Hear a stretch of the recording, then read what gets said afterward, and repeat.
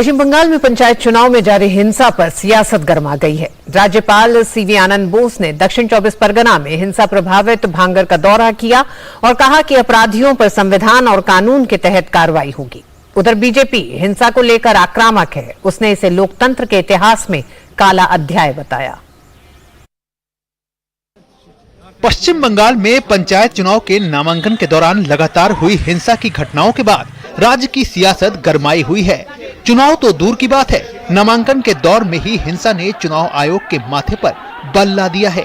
गुरुवार को समाप्त हुए नामांकन के दौरान कई जगहों पर हिंसा से हालात बेकाबू होते नजर आए और लगातार विभिन्न इलाकों में हिंसा की घटनाएं दर्ज की गयी। शुक्रवार को पश्चिम बंगाल के राज्यपाल सीवी आनंद बोस ने दक्षिण 24 परगना में हिंसा प्रभावित भांगर का दौरा किया। उन्होंने पीड़ितों और स्थानीय लोगों से बात की।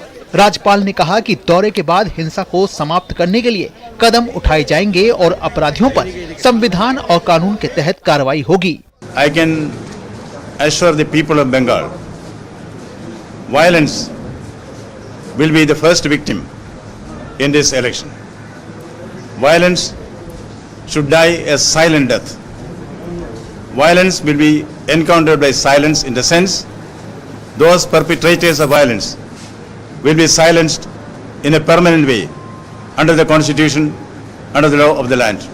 उधर बीजेपी भी इस मामले में पूरी तरह से आक्रामक है। पार्टी ने हिंसा पर राज्य की ममता बनर्जी सरकार को आड़े हाथों लेते हुए कहा है कि जहां पहले रविंद्र संगीत सुना जाता था, वहां आज बम के धमाके और हिंसा का तांडव हो रहा है। उन्होंने कहा कि राज्य सरकार भाजपा कार्यकर्ताओं को निशाना बना रही है। भद्रलोक के विमर्श के लिए विख्यात वह भूमि आज हिंसा का तांडव देख रही है और उससे अधिक दुखद है वहां के सरकार की असंवेदनशीलता। भारतीय जनता पार्टी के कार्यकर्ताओं पर जिस प्रकार के हिंसक और प्राणघातक हमले हो रहे हैं, 25 से 30 ऐसी घटनाओं की तो हम लोगों के पास सूची है जिसमें गंभीर रूप से हमारे कार्यकर्ता घायल हुए हैं। बीजेपी ने राज्य के निर्वाचन आयोग की भूमिका पर सवाल उठाते हुए कहा कि अदालत से ही अंतिम आस है। चिंता का विषय यह है कि राज्य के निर्वाचन आयोग के द्वारा इन सारी घटनाओं के प्रति एक निहायत ही असंवेदनशील और गैर जिम्मेदाराना रवैया इख्तियार करना, जिसकी वजह से न्यायालय जाना पड़ा और न्यायालय के हस्तक्षेप के बाद स्थितियों पर नियंत्रण लगाने का प्रयास किया गया। पश्चिम बंगाल की सरकार, पश्चिम बंगाल की पुलिस जिस प्रकार से बर्ताव कर रही है, यह देश के लोकतांत्रिक और चुनावी इतिहास में एक बहुत काला अध्याय है। इस बीच राज्य में बमों की बरामदगी का सिलसिला जारी है। नामांकन के दौरान हुई हिंसा के बाद पश्चिम बंगाल पुलिस को भांगर में जिंदा बम मिले हैं। वहीं बीरभूम जिले में भी टीएमसी के पार्टी कार्यालय के पीछे के मकान से सीआईडी को 20 बम बरामद हुए हैं, जिन्हें डिफ्यूज कर दिया गया है। राज्य में हिंसा की घटनाओं के बाद गुरुवार को कलकत्ता हाईकोर्ट की मुख्य न्यायाधीश की अध्यक्षता वाली खंडपीठ ने 8 जुलाई को होने वाले पंचायत चुनाव के लिए राज्य के सभी जिलों में केंद्रीय अर्धसैनिक बलों के लिए आदेश दिए।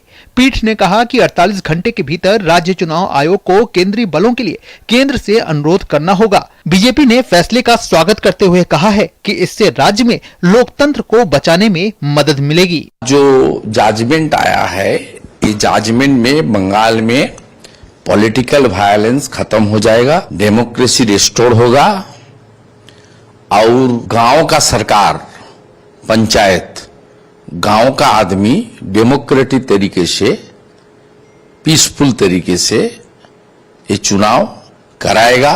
पश्चिम बंगाल में पंचायत चुनाव 8 जुलाई को होंगे। एक ही बार में मतदान पूरा कराया जाएगा और वोटों की गिनती 11 जुलाई को होगी। Bureau report, DD news. केंद्र सरकार ने दिल्ली स्थित Nehru memorial museum and library का नाम बदलने का फैसला किया है। अब इसका नया नाम प्रधानमंत्री म्यूजियम एंड लाइब्रेरी सोसाइटी होगा। नाम बदले जाने के फैसले का कांग्रेस विरोध कर रही है। इस पर पूर्व प्रधानमंत्री चंद्रशेखर के बेटे और राज्यसभा सांसद नीरज शेखर ने कड़ी प्रतिक्रिया दी और कांग्रेस के एक परिवार के आगे न देखने के रवैये पर हमला किया है। नीरज शेखर ने अपने ट्वीट में लिखा है कि मेरे पिता पूर्व प्रधानमंत्री चंद्रशेखर ने सदैव राष्ट्रीय हित के लिए काम किया। उन्होंने कांग्रेस के लिए भी काम किया, लेकिन कांग्रेस ने कभी एक परिवार से आगे नहीं देखा। अब जब प्रधानमंत्री नरेंद्र मोदी ने सभी दलों के प्रधानमंत्रियों को सम्मानित किया, तो कांग्रेस उत्तेजित हो रही है, जो खतरनाक रवैया है। उधर कांग्रेस नेता मल्लिकार्जुन खड़गे ने पीएम संग्रहालय को लेकर किए गए ट्वीट पर पलटवार करते हुए भाजपा के राष्ट्रीय अध्यक्ष जेपी नड्डा ने कांग्रेस पर निशाना साधा है। अपने एक ट्वीट में जेपी नड्डा ने लिखा कि राजनीतिक अपच का उत्कृष्ट उदाहरण एक साधारण तथ्य को स्वीकार करने में असमर्थता की एक वंश से परे ऐसे नेता भी हैं जिन्होंने हमारे देश की सेवा और निर्माण किया है।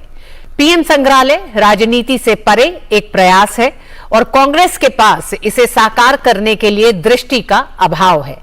भाजपा के राष्ट्रीय अध्यक्ष जेपी नड्डा ने ट्वीट करते हुए आगे कहा है कि इस मुद्दे पर कांग्रेस का